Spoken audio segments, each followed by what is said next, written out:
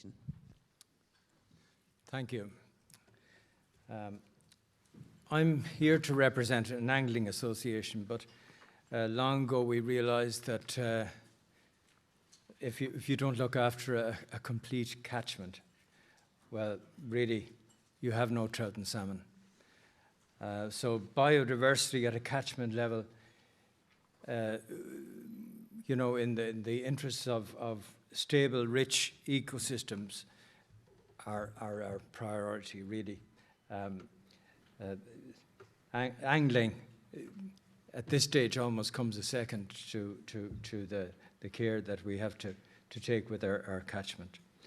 So the catchment management approach is what we have really been using for a good number of years. Our first catchment management plan was conceived in 2018, and that took us through to 2021, and we've since revised that plan. But the idea being that, as one of the speakers was saying earlier, I think it was Mary, talking about the headwaters of rivers. You might think, for instance, that in northwest Donegal, and I'll just give you some context here, Falcarra, which is the local area in which where our two rivers are. Falcarra is in northwest Donegal, and in the map there beside it, you can see the two rivers that I'm talking about, the Tullahabegly and the Rye. But as I was saying, you would imagine that in an environment like ours, that everything would be hunky-dory up in the headwaters, up in the hills. But in fact, as Mary was saying, that in fact is where our main problems are.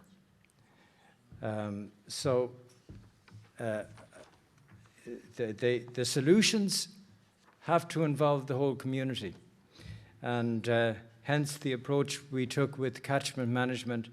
And then that led on to the bringing together of a catchment management group, which was representative of, first of all, the relevant statutory bodies, IFI, DCC, National Parks and Wildlife, and then local landowners, local business and industry, and community voluntary bodies. So our catchment management plan was launched in 2018 to a meeting, an open meeting in Falcarra, which was well attended by, you know, people who didn't necessarily have an interest in fishing. And ever since then, we've consulted with our catchment management group on all the initiatives that we've undertaken.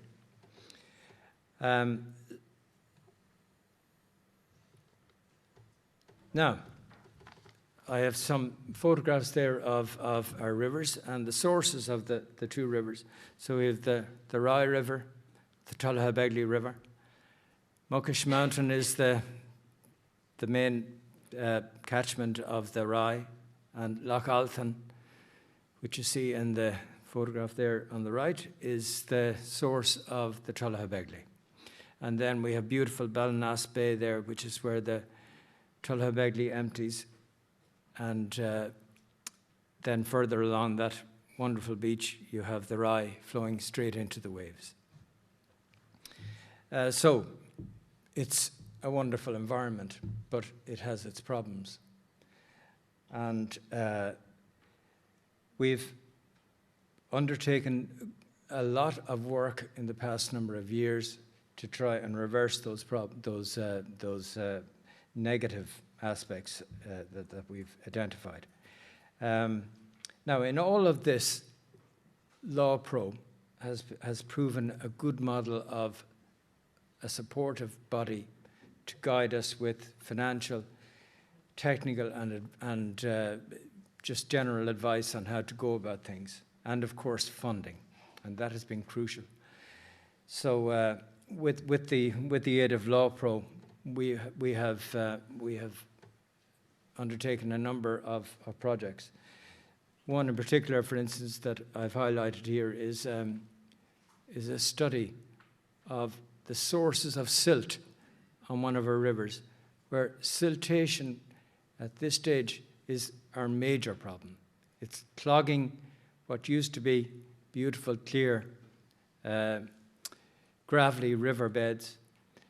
And of course, this is having a huge effect on the spawning gravel that salmon and sea trout require, especially in the upper regions of the river, where, as I was saying, you would imagine it would be pristine.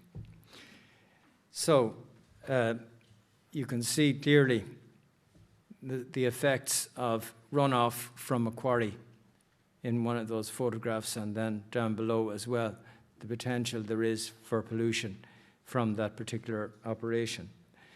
Another problem we have, unfortunately, is with the effects of peat cutting in the upper regions of the river, where drains are dug directly into the river, and then peat silt becomes a huge problem.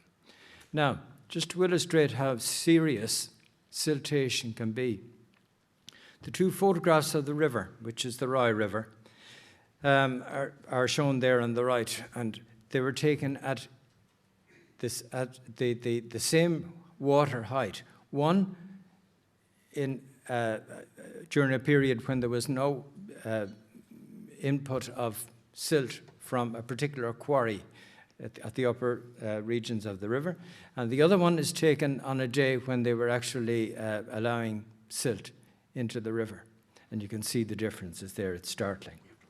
Okay. Right, so I'm just going to flick through the rest of the slides. We have undertaken, as I said, huge work on our rivers. We've purchased our own monitoring equipment to try and mitigate some of the problems that we have. And here is the quarry. Now, this is in the courts at the moment. It has taken us 2 years to get to a stage where we might finally have a cessation of this activity. It's illegal quarrying activity, and it's having an absolutely detrimental effect on our river, despite all the positive work that we're doing on the banks of both rivers. We're coping with this. That case is coming up in the district court on Monday, so we'll be hoping for the right result from that. Thank you, Colm. So Colm, we'll get to refer to more of this in the Q&A. Yeah. I'm so sorry that the time is so short now. No, thank you sincerely for that, Colm. Thank you.